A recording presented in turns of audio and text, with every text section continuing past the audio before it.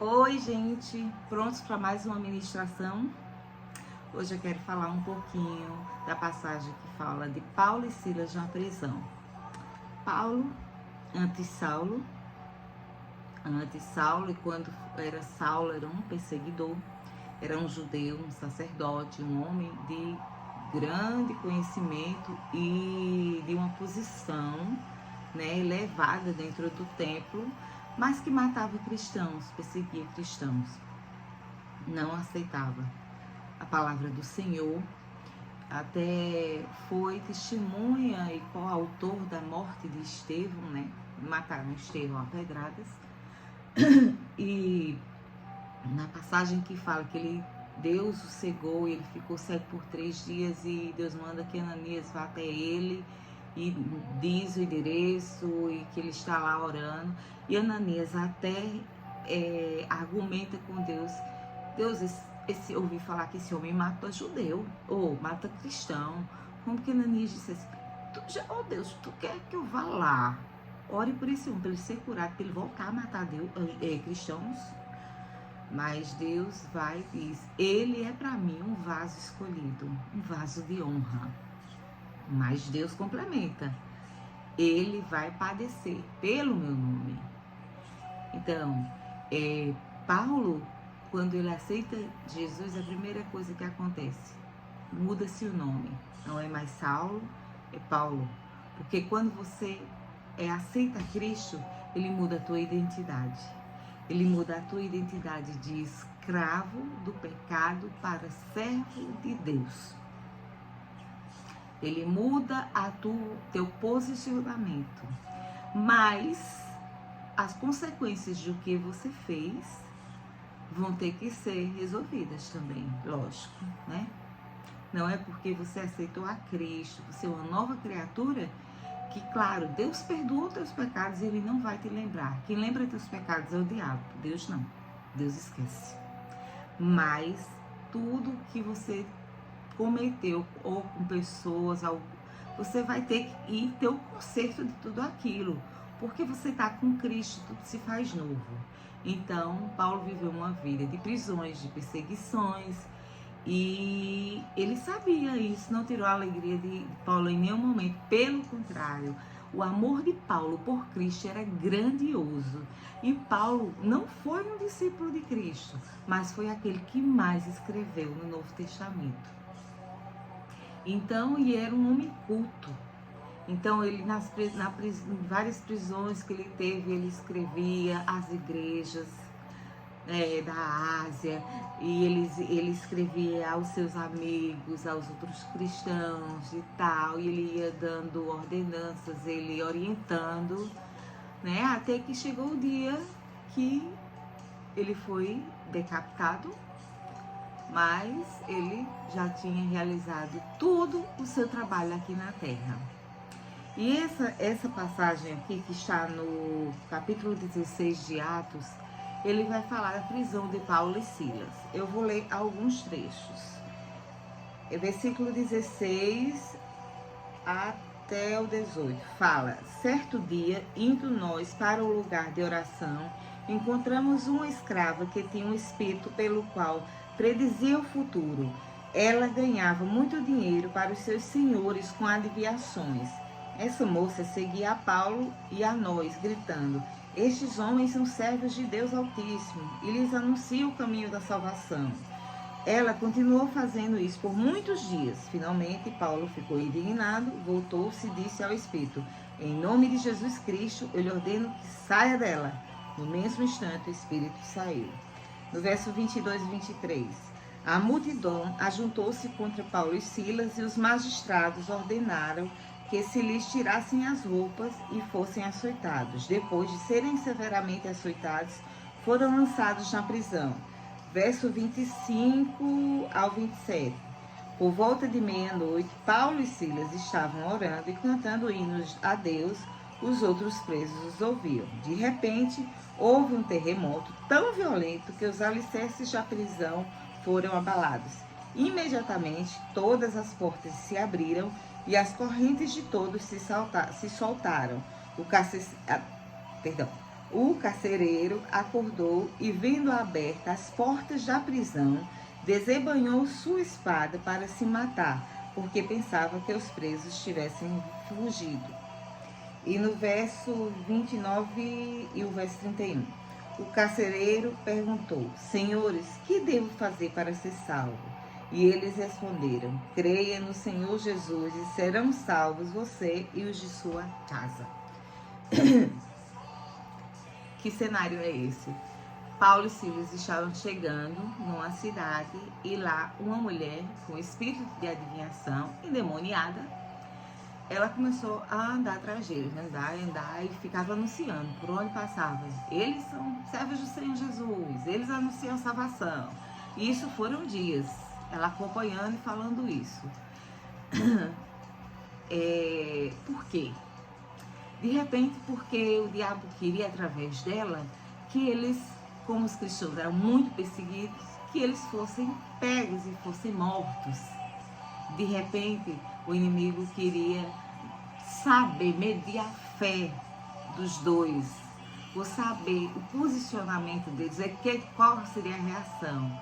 Até que Paulo se indignou com tudo aquilo que estava acontecendo, porque aquela mulher endemoniada vários dias atrás deles e expulsou o demônio dela. E isso trouxe uma grande revolta para os senhores da cidade, para os sacerdotes, pessoas de grandes posições daquela cidade. Por quê? Porque através das adivinhações daquela mulher, chegava renda que era repassada uma parte para eles. E eles vendo que a renda que eles tinham antes tinha acabado, o que fizeram? Mandaram pegar Paulo e Silas, e os soldados pegaram os dois, colocaram em praça pública, mandaram que tirassem suas roupas e açoitassem mesmo eles. Depois mandou que levassem eles até a prisão, amarrassem e deixassem eles amarrados. O que você faria se fosse você? Se você não acha que isso é uma injustiça tremenda, poxa, eu liberto a mulher de um demônio que faz sei lá quanto tempo que ela tá. O povo dessa cidade, em vez de achar ruim, acha ruim, porque tá através daquela mulher endemoniada, daquela escravidão naquela vida, tá tirando dinheiro, então ainda acha pouco, leva a gente, tira a roupa, açoita na frente de toda a população, prende a gente. Qual que seria a tua reação? Você não ficaria indignado, não? E perguntaria, oh Deus, cadê tu? Eu estou fazendo a tua vontade assim? Paulo e Silas não fizeram isso. Em vez de murmurarem, eles louvaram. Tem uma frase, uma canção que fala, em vez de murmurares, canta um hino de louvor a Deus. Jesus quer te dar vida santa. Lembram? Alguns conhecem, é um pouco antiga. Então Paulo e Silas fez isso. Eles começaram a louvar, orações e louvores, até que por volta da meia-noite, e isso os outros presos estavam escutando eles. Porque, queridos, pode você ir a qualquer lugar, se você é luz, sua luz vai brilhar. E as outras pessoas vão parar para te escutar, porque Deus te dá autoridade para tirar demônios, para levar a palavra dele e para salvar almas em nome dele. E de repente um grande terremoto houve, tão grande, que todas as portas, os portões daquela prisão foram quebrados e abertos. E na hora o carcereiro disse, pronto, agora eles fugiram todos e eu vou ter que prestar conta para os meus senhores. É melhor que eu me mate do que eu ter que enfrentar os meus senhores. Mas na hora que ele tirou a espada para se matar, Paulo disse, ei, acalma, estamos todos aqui, ninguém saiu. E aquilo surpreendeu aquele carcereiro. Por quê? Porque ele esperava outro posicionamento daqueles homens. Ele esperava que, nossa, eles tiveram uma oportunidade de fugir e continuaram ali. E aquilo, como eles já tinham ouvido Paulo e Silas orar e cantar pela noite, e não reclamar que tinham sido açoitados e presos injustamente, ele olhou e disse: por favor, me digam o que eu preciso fazer para ser salvo. E Paulo disse: você deve aceitar o Senhor Jesus e será salvo tu e a tua casa. E o que aquele carcereiro fez? Levou os dois para a sua casa, lavou e limpou todas as suas chagas, as suas feridas causadas pelos açoites. Ali eles ceiaram. E Paulo orou por toda a família, batizou a todos. E quando foi no dia seguinte, os senhores mandaram que soltassem os dois.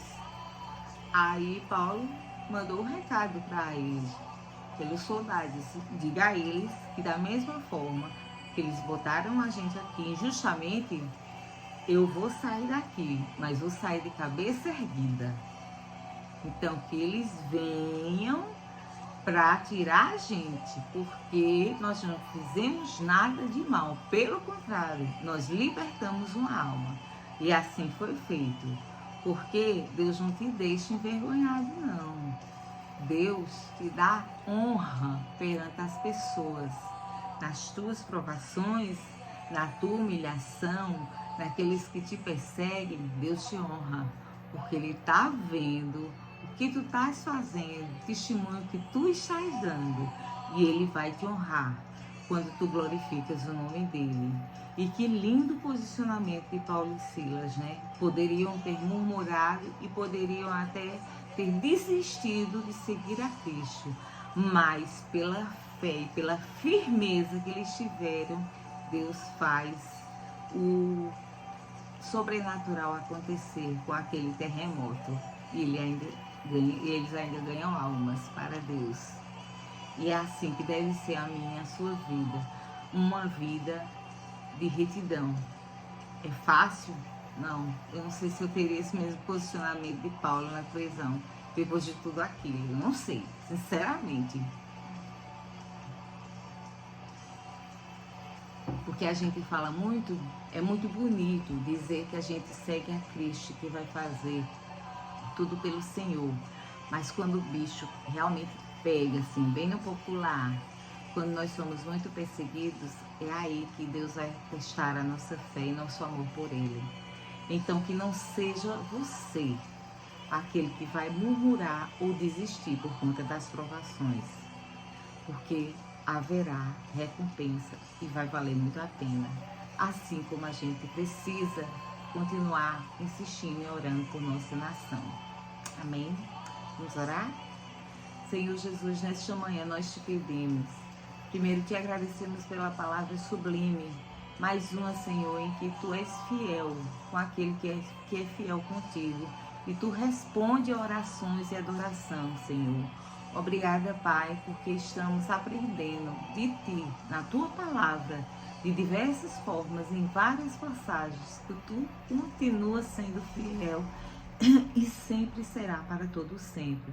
Pai, derrama da tua unção sobre esse país e que haja uma mudança espiritual, política, financeira, em todos os sentidos, porque essa pátria, Brasil, ela é tua, Pai. Nós já te agradecemos, na certeza que tu farás, em nome de Jesus. Amém. Deus abençoe vocês.